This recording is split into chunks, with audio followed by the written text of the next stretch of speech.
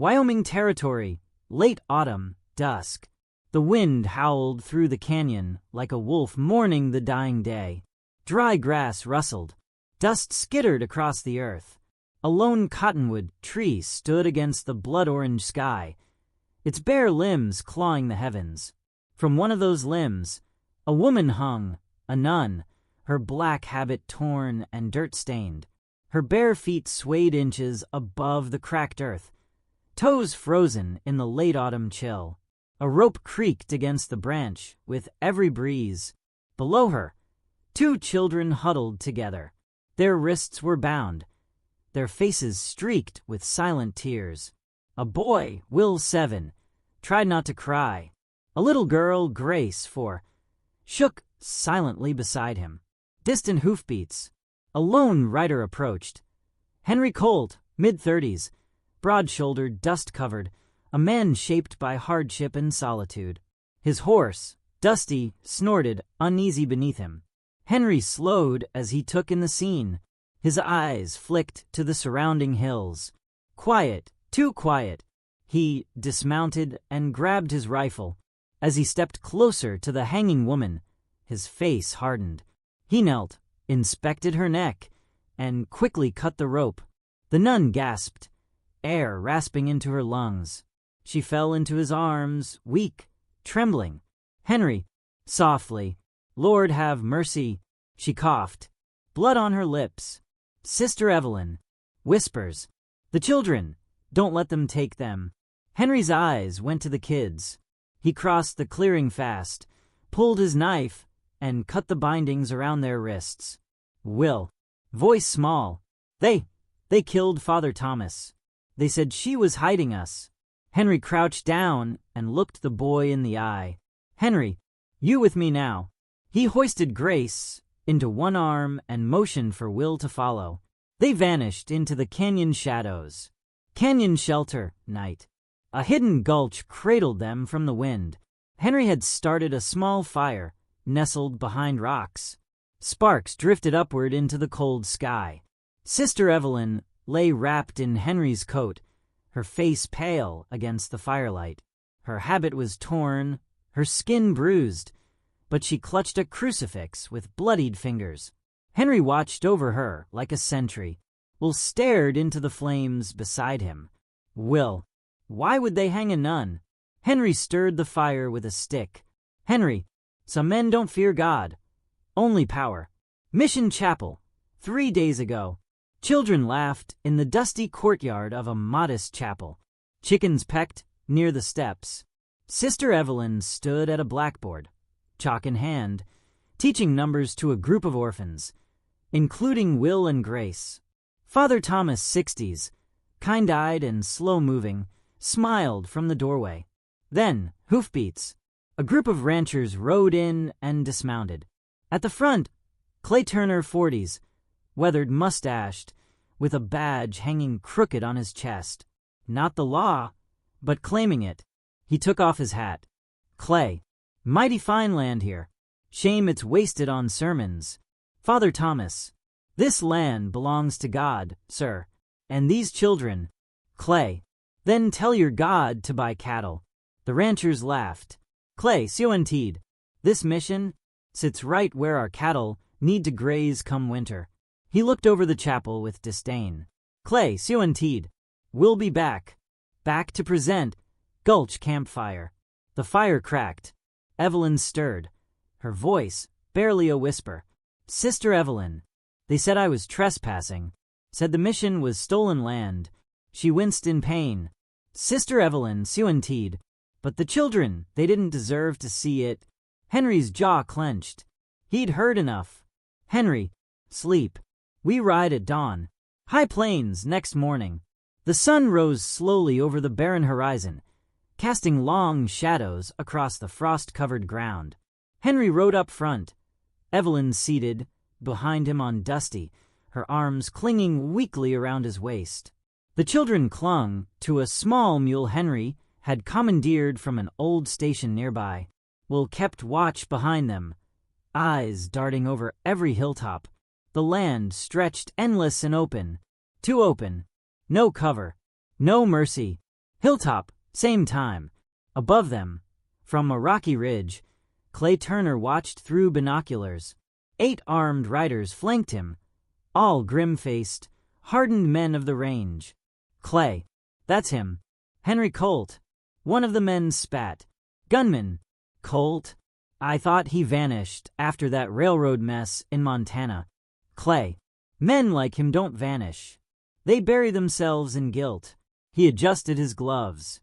Clay, Siontede. He took my property. Pause. Let's bring him back. The men mounted. Clay, Siontede. Alive if you can. Dead if you must. The nun hangs again.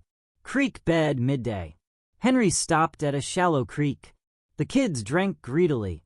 Evelyn, pale but conscious, sat propped against a boulder. She looked at him. Sister Evelyn, you don't even know me. Why help? Henry, you were swinging from a tree. Didn't need to know more than that. She offered a faint smile, sad and tired. Sister Evelyn, most ride the other way. Henry, maybe I should've. Maybe I still will. She looked down at the children. Grace picked wildflowers. We'll skip rocks. Sister Evelyn. But you won't. EXT, prairie, later that day. They rode harder now. Henry kept checking the horizon. He knew they'd be followed. Turner wasn't the kind to let something go, especially not pride. Evelyn slept lightly in the saddle. Her hand never left the crucifix. The wind picked up. Dust rose. Something in Henry's gut twisted. He glanced behind. Dust trails. Riders. Far off, but closing. He spurred Dusty into a faster gallop. Outlaw camp night. Turner sat at a fire, sharpening a knife. His men ate jerky and passed around a flask. Rider. He's heading north. Probably toward Laramie. Clay. Then we beat him there. Beat. If the law won't stop him, we will. He looked out at the stars. Clay, Siontede. That nun's got something the good Lord forgot to give most women. Cold. Shame it's gonna get her killed. EXT, Riverbend night. Henry found a place to rest. An old wagon wreck near the river's edge. He set up a small fire. Evelyn helped, though her hands still shook. Will held his sister close.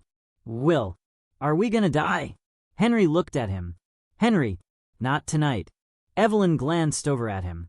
She could see it in his eyes. He'd made peace with dying, but not with losing. She reached over and handed him a small silver locket. Sister Evelyn, this belonged to Father Thomas.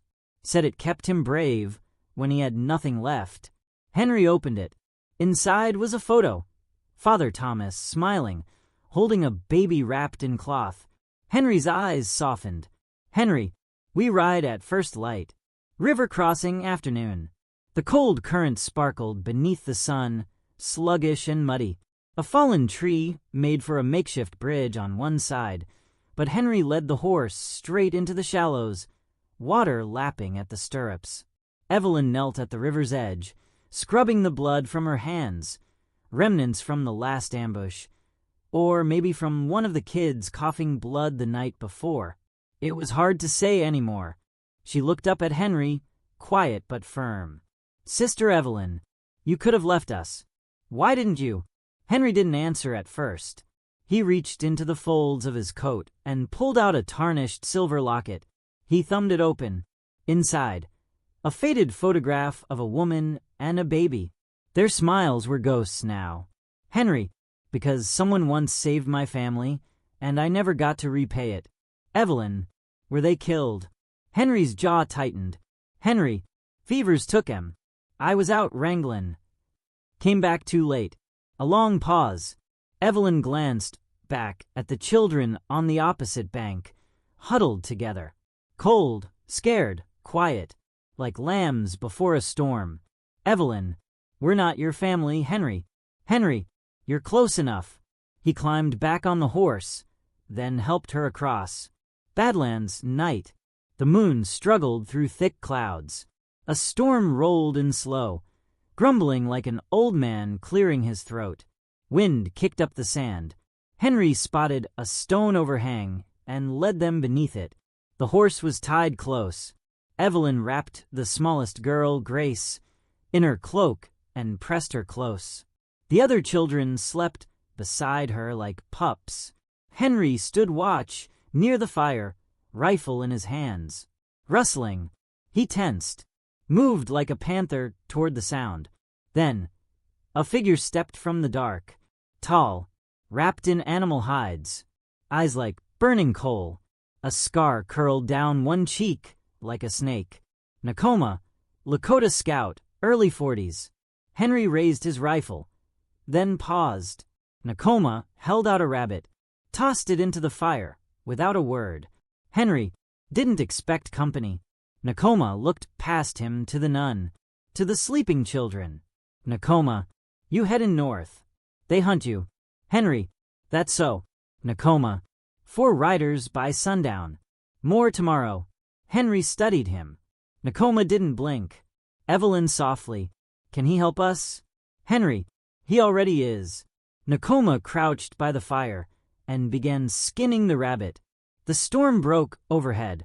Canyon narrows. Next morning, the rising sun painted the rocks gold. Nakoma led the group through a narrow ravine, walls towering, wind whistling like spirits in prayer. Henry kept the children tight behind, his eyes flicking everywhere at once. Suddenly, crack, gunfire echoed. Henry dove, pulling the smallest child down with him. Evelyn shielded 2 others with her cloak. Bullets zipped past, chipping stone. Nakoma raised his hand without a word, then vanished into the brush like smoke. A beat, then screams from above. A man toppled off a ledge, arrow through the heart. A second gunman cried out, spooked, and galloped off. The rest followed. Henry stood slowly, eyes scanning. Henry, he's still got it. Meadow camp, night. The stars stretched wide overhead. The group rested in a quiet meadow surrounded by low hills. A gentle stream babbled nearby. Nakoma shared strips of dried meat. The children, filthy, tired, still, laughed for the first time in days. One of them tried to mimic Nakoma's stoic expression and fell over giggling. Nakoma cracked a faint smile. Barely there. Nakoma, white man kills for land, but land remembers blood. Evelyn leaned closer, placing her hand gently on his arm. Evelyn, thank you for saving us. Nakoma didn't speak, but something haunted his eyes. Henry watched him. Henry, he lost family too. During the relocation, government came with treaties and bullets. The fire popped. Silence followed. The children were asleep. Nakoma, my son was 6. He didn't say more. Didn't have to. They all sat in silence, watching the stars dance above them. EXT, old mine shaft, 2 days later. The land grew harder, harsher. Ridges like bones, cliffs like teeth. Nakoma guided them off the trail to an old silver mine carved into the hillside. Hidden, forgotten. They tied the horse behind thick brush. Smoke was forbidden, no fires. Inside, it smelled of rust and dust. A jagged shaft sloped downward into the dark. Evelyn sat with Grace. The child was pale, feverish, sweating. The others hovered near, scared again. Henry paced. Evelyn, she's burning up. We can't keep moving her. She needs a doctor. Henry, closest marshal's in Laramie. Maybe a doctor there too. 3 days ride if we push hard. Evelyn, she might not have 3 days. Nakoma stood in the shadows, silent as always. Nakoma, then ride fast. Henry stopped pacing, met Evelyn's eyes. Henry, you hold on. He touched her hand gently. It lingered longer than it needed to. He turned, saddled up, and disappeared into the night. Mine shaft night. Wind howled outside like wolves crying. Evelyn sat with Grace wrapped in her lap, her small chest rising too fast. The other children huddled under old blankets, watching with wide, worried eyes. Nakoma sat nearby, sharpening a knife. Silent as stone, Evelyn turned to him, voice a whisper. Evelyn, what did your son's name mean? Nakoma didn't answer right away. Nakoma, Wikasa. It means he who knows. He paused. Nakoma, Kanid. He knew the animals. Could track rabbit at 5 winters. Then they came. Took our home. Put us on wagons. He didn't survive the cold. A tear slid down Evelyn's cheek. She reached over and placed her hand over his. Evelyn, he's with God now. Nakoma, I hope God speaks Lakota. They sat in silence. Plains day. Henry rode hard. Wind tearing at his coat. The world blurred past. Hills, trees, rocks. His jaw clenched. He wasn't just riding for the girl. He was riding for the woman who still believed in goodness. And for a little locket that reminded him why. Int. Mine shaft, night 2. Grace trembled in her sleep. Evelyn dipped a rag into a water skin and placed it on the girl's forehead. Her eyes fluttered, delirious. The cave groaned with shifting wind. Evelyn looked to Nakoma. Her strength was cracking. Evelyn, what if he doesn't make it? Nakoma set down his knife. Nakoma, then we fight. Plains, dusk. In the distance, Laramie. Henry pushed the horse harder. He passed 2 riders, didn't stop. His face was raw with windburn. Heart beating like war drums. Mine shaft, night 3. Footsteps. Evelyn stirred awake. Nakoma already had his bow drawn. Not Henry. 3 figures stepped into the mouth of the mine. Gunmen. Bounty hunters. Faces half lit by the moon. Gunmen. You've got something belongs to a man down in Houston. Nakoma stepped forward. Nakoma. Go back. Gunmen. Or what, old man? A beat. Nakoma's arrow sang through the dark. Cut to black. Prairie Ridge, dawn. The first pink light bled across the horizon. Henry Colt rode like a storm. His coat flapped behind him, spurred on by desperation. Dusty, his horse, was lathered with foam, hooves striking the hard prairie like thunderclaps. Every second mattered. Every heartbeat counted. Ahead, Laramie. Int.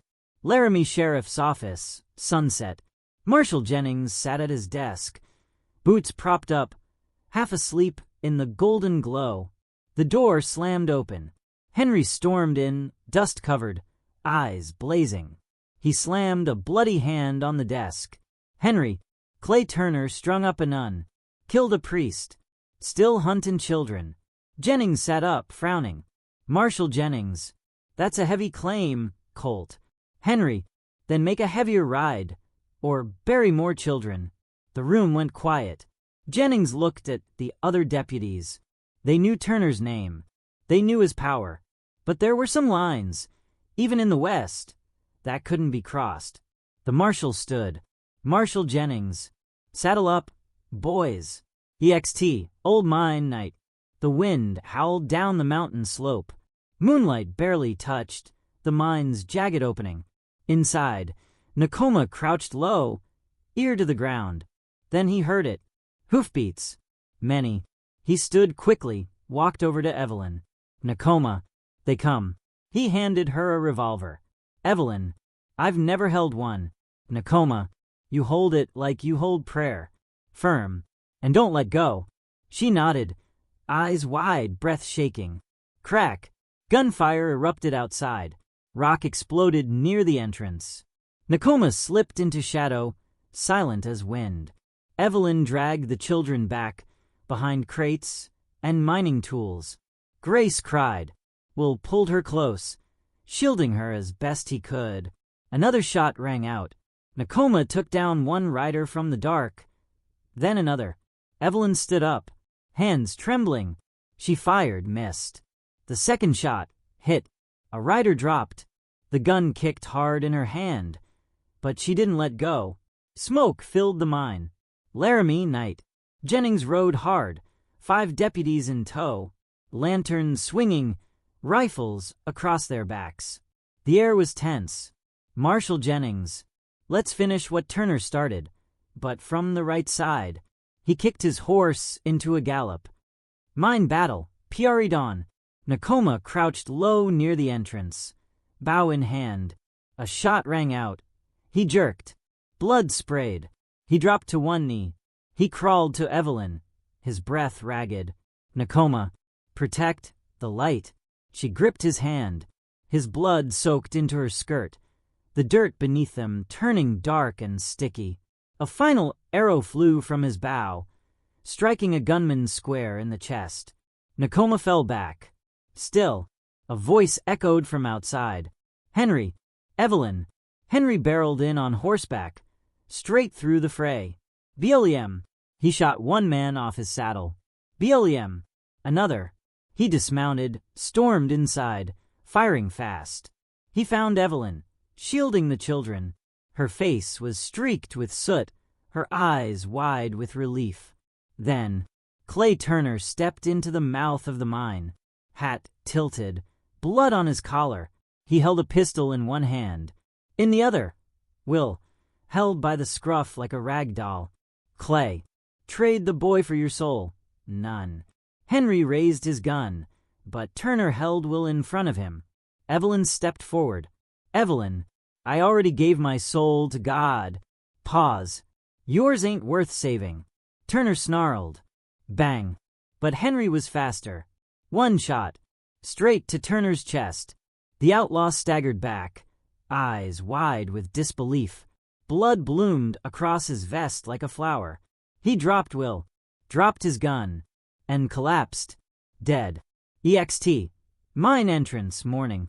Smoke drifted in the golden dawn. Marshal Jennings dismounted, his deputies behind him. The scene was silent now.